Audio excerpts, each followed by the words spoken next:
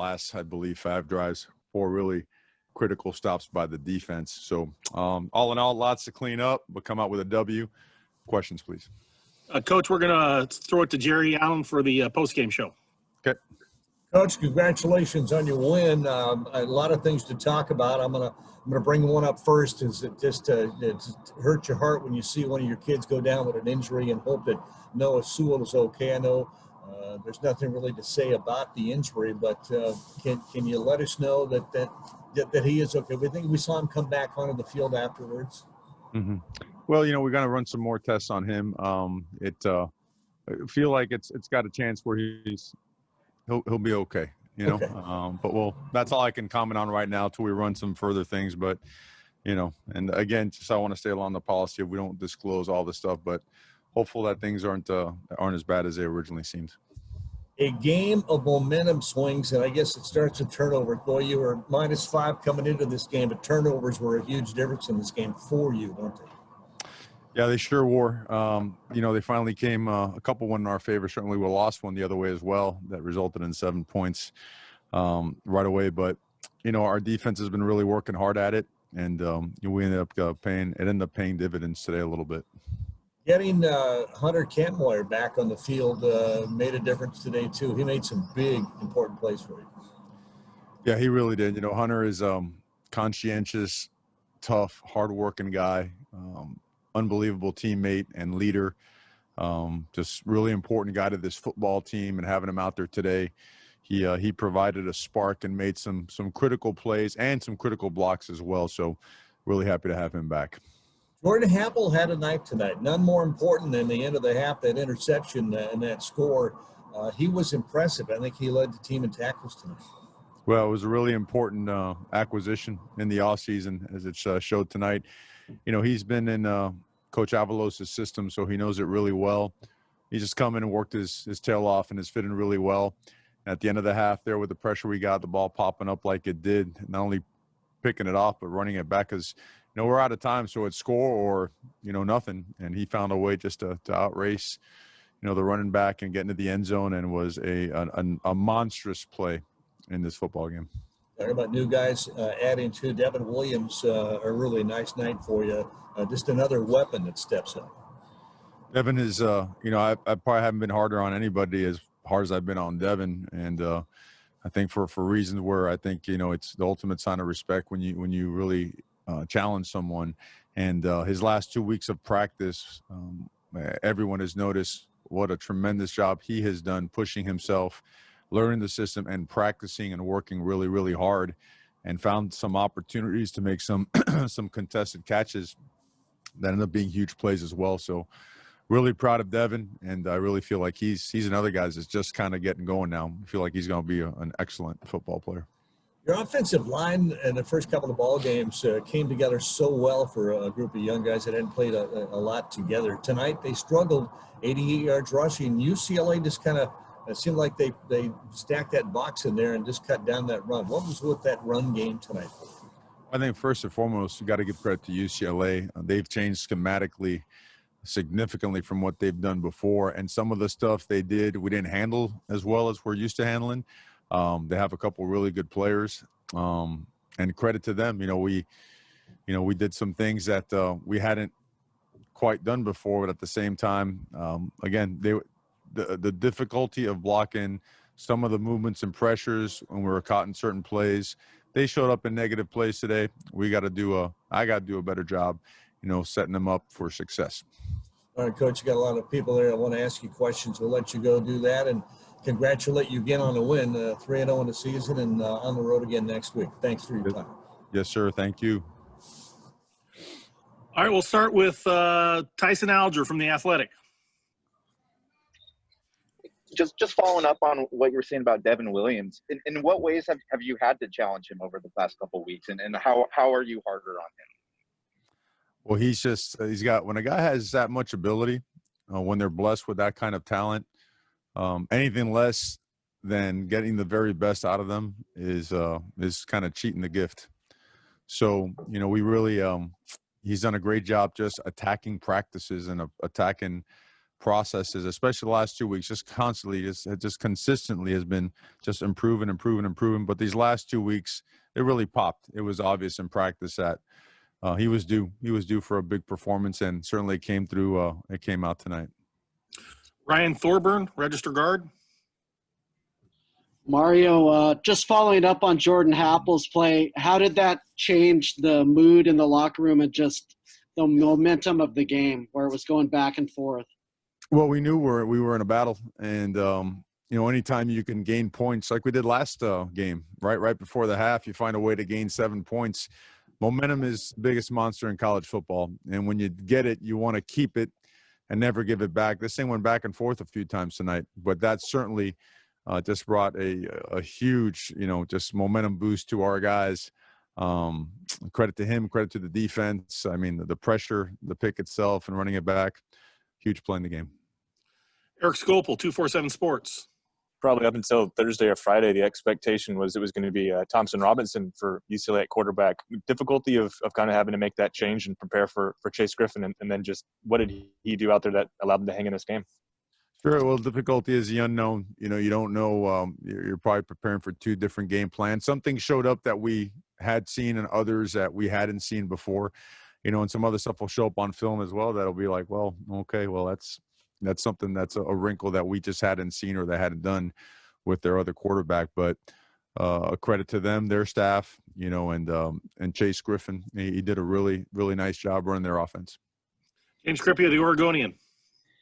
Mario, a lot of the areas that you guys were really strong at these past 2 games, whether it was pass protection, running offense. You mentioned at halftime someone just weren't good enough. What was it that you mentioned even in the game week leading up to it about the stunts and the stems that had given you trouble years ago at Wazoo? What was it that continued to make it a difficulty and a challenge tonight?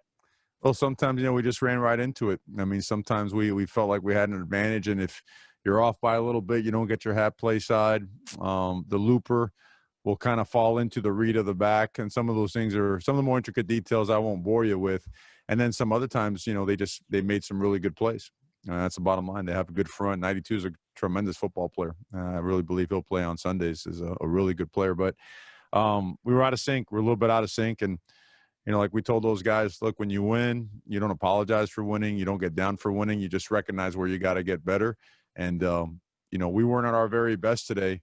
And we know that we have to improve certain things. And, we weren't as stout as we had been. But I don't blame the players. I blame that completely on me. We'll find a way to prepare them better so that we come out with a better, result, in certain schemes. Matt Preem, 247 Sports. Mario, you've mentioned how young this football team is. There was a lot of pressure situations in this game. What do you feel like you learned about your squad? I learned we got to start fast. I mean, we've proven that in the second half. We're really good. We come out of halftime and we're getting after it. And we practice, the fourth quarter a lot. It's actually part of practice, but we got to start faster.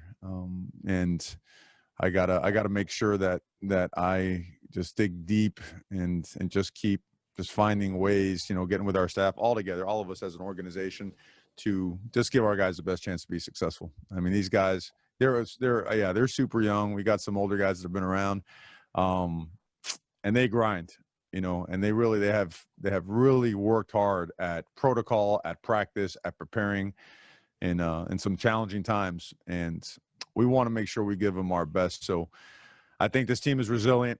I know it's resilient. I know it's tough. I know it wants to be great.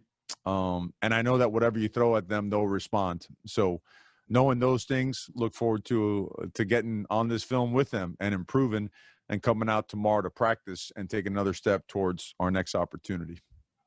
A.J. Jacobson, Rivals. Coach, it seemed like in the first 2 games that the running offense just got better and better and got more downhill as the game went on. That wasn't the case today. Fourth quarter, only like 2 yards per carry. What was the difference?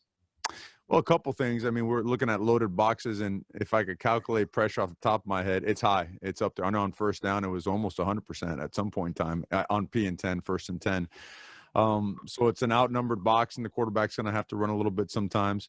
But also there were some really big play opportunities in the passing game. You know, it's one or the other. And at times we took advantage of that, and we hit some big plays, dropped a couple passes. I could have kept some drives going, but certainly there were some things in the passing game that opened up because of the loaded boxes, because of the extra man committed to the run and bringing pressure. So sometimes you have to do that, but to your point, we really didn't do as good of a job running the ball. That's obvious. You know, we take a lot of pride in that. So obviously, you know, inside, man, it's painful, but it's something that look forward to just looking in the mirror, getting back to work on and improving to give our guys the best chance. Jerry Thompson, Ducks Illustrated. Yeah, Coach, UCLA, pretty tough on the running game. Did they do anything that surprised you? I know you make second half adjustments, have been pretty good this year. Did you try to make some adjustments for the running game, and did they counter with anything? How did that work? No, they were doing what we thought they would do on film. They executed at times better than we thought.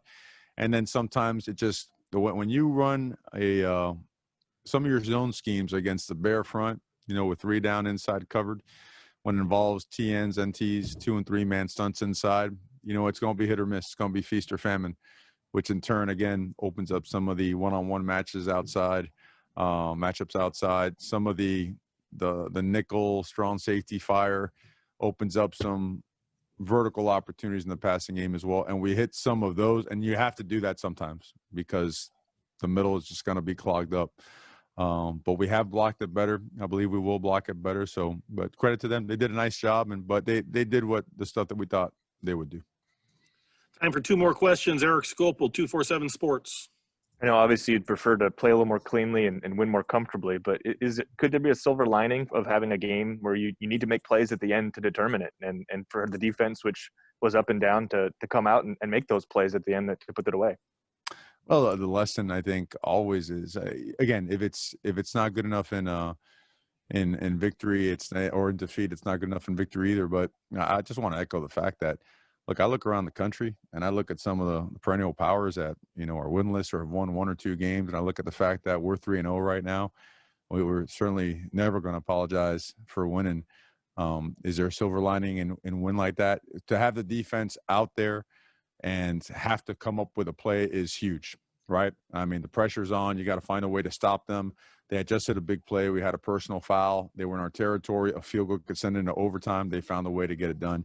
And then at the same time, looking at so many guys stepping up in roles and now making plays, you know. And you mentioned earlier Devin Williams, who has really just proud of the fact that he has worked hard, and I want to encourage him right here on this to just continue grinding, because sky's the limit for this guy.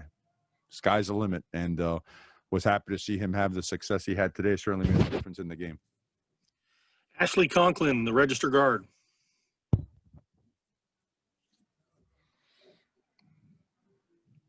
You need to unmute yourself.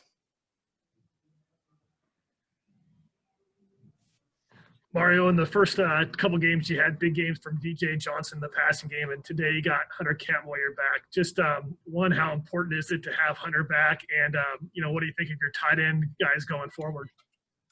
Oh, those guys are really good football players. They're tough, they're physical, they're athletic. We felt that there was some stuff in 12 personnel that we could take advantage of. Sometimes we did, sometimes it didn't work out.